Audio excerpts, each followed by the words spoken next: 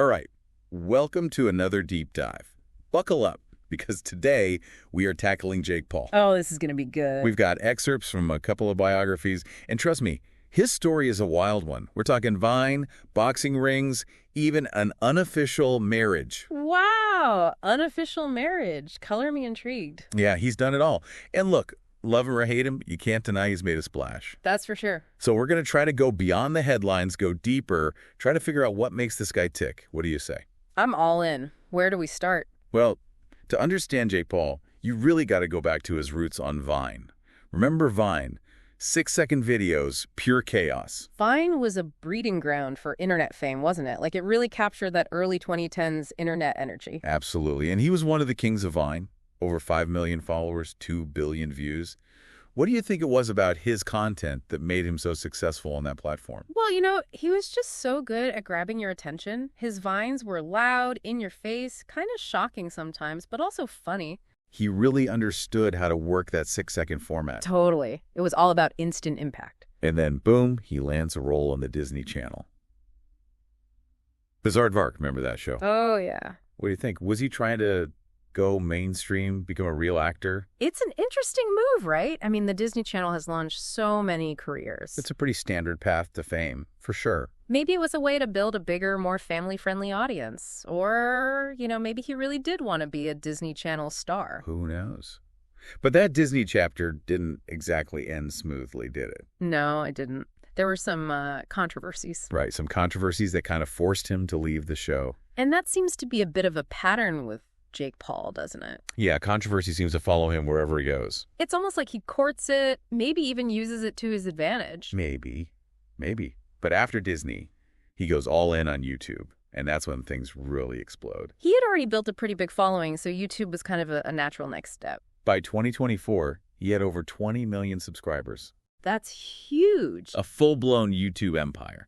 And his content is all over the place. Vlogs, pranks, music videos, you name it. He brought that same energy from Vine to YouTube, just amplified it for a longer format. But it's more than just energy. He's got a real knack for keeping people engaged, for building a loyal fan base. Yeah, he's very strategic about it. He collaborates with other creators, understands the algorithm, pushes boundaries with his content. He's a master of YouTube, no doubt. Absolutely. And then, out of nowhere, he decides to become a boxer.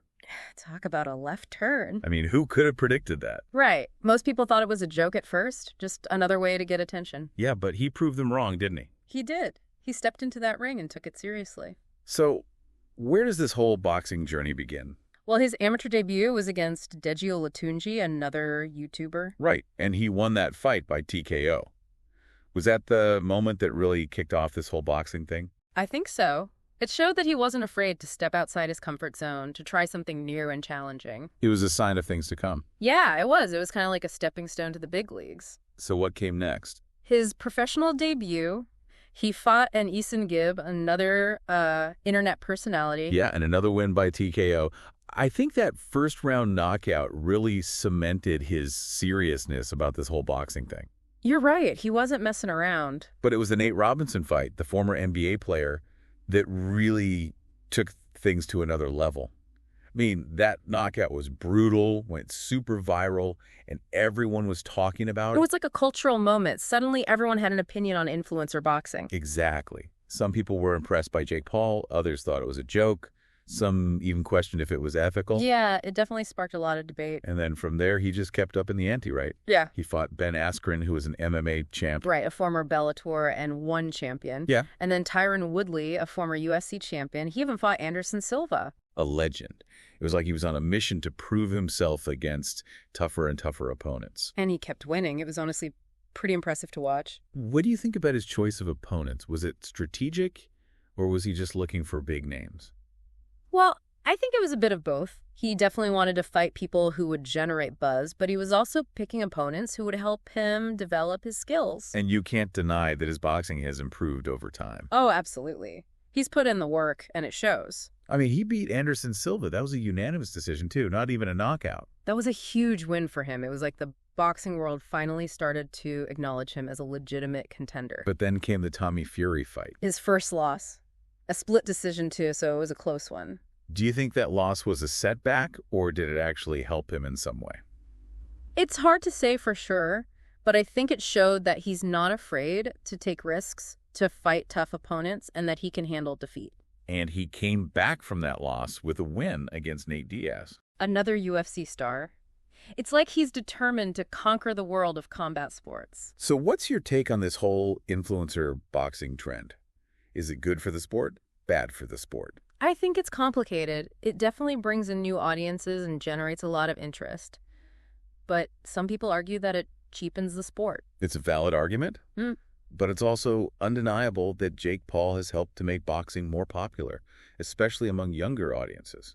Yeah, he's brought a whole new energy to the sport. But Jake Paul's more than just a boxer. He's also a businessman, an entrepreneur. Oh yeah, he's got his fingers in a lot of pies. Let's talk about that for a second. He's got Most Valuable Promotions, or MVP. That's his boxing promotion company. And he was part of Team 10, that whole influencer collective. And he's released music. It's every day, bro. Ring a bell. Oh, how could we forget? It's like he's building a whole empire. He's definitely got that entrepreneurial spirit. He's not just creating content, he's building platforms. He's finding new ways to make money. He's really good at leveraging his fame and his audience. And his personal life is just as fascinating as his professional life. Oh, yeah, that's a whole other story. We're talking high-profile relationships, controversies, feuds. Like a never-ending soap opera. I mean, he even had an unofficial marriage to Tana Mongeau. Yeah, that was wild. It's all very public, very dramatic. He knows how to keep people entertained, both inside and outside the ring. But it also creates this question of authenticity. Like, how much of it is real and how much of it is performance? It's hard to tell sometimes. He's a master at blurring the lines between his personal life and his online persona. It's all part of the Jake Paul brand. It's a carefully crafted image, that's for sure. Yeah, he's very good at controlling his narrative. But at the same time, he can also be surprisingly candid. Right. He's not afraid to show his flaws or talk about his struggles. He's a complex guy, no doubt about it. Definitely a walking contradiction. One minute he's bragging about his wealth and his success, the next he's talking about mental health and personal growth. He's unpredictable, that's for sure. And that's part of what keeps people coming back for more. They never know what he's going to do next. So after all this, what's your verdict? Is Jake Paul a genius, a villain, or something in between? I think he's a little bit of everything. He's ambitious, he's driven, he's talented. He's also manipulative, he's controversial, he's often disrespectful. Yeah, he's definitely got a dark side. But he's also capable of good things. He's raised money for charity, he's spoken out against bullying. It's like he's constantly pushing the boundaries of what's acceptable, testing the limits of our attention spans. He's a master of the internet age, that's for sure. He's figured out how to use social media to his advantage, how to create buzz, how to build a following, how to monetize his every move. And he's not afraid to break the rules to challenge the status quo. He's a disruptor, plain and simple. Love him or hate him, you gotta respect his hustle. I think that's a good way to put it. He's a force of nature, and he's not going away anytime soon. I agree. He's made his mark on the world, and he's going to continue to do so for years to come. So what can we, as viewers, take away from all of this? What does Jake Paul's story tell us about the nature of fame, the power of the internet, the future of entertainment? I think it tells us that the old rules no longer apply. Fame isn't about talent or hard work anymore. It's about attention. It's about being loud. It's about being controversial. It's about being first, being different, being willing to do whatever it takes to stand out. And the internet has amplified all of that. It's created a world where anyone can become famous overnight. Where anyone can build a following, create a brand, make a fortune. But it's also a world where fame is fleeting, where today's viral sensation is tomorrow's forgotten meme. It's a world of extremes, of constant change, of endless possibilities. And Jake Paul is a perfect example of that. Well, folks, there you have it. That's our deep dive into the world of Jake Paul. A whirlwind tour of his rise to fame, his controversies, his business ventures, his chaotic personal life. We've explored his origins on Vine, his foray into the world of Disney, his dominance on YouTube, his unlikely boxing career. We've talked about his undeniable talent, his shrewd business sense, his mastery of social media, and yeah, we've addressed the controversies, the questionable behavior, the ethical dilemmas. He's a complex figure, that's for sure. But one thing's clear. He's a product of our time, a reflection of our culture, a symbol of the digital age. He's someone who's figured out how to play the game, how to win at the game, how to change the game. And whether you love him or hate him, You can't deny his impact. He's made us think, he's made us talk, he's made us question.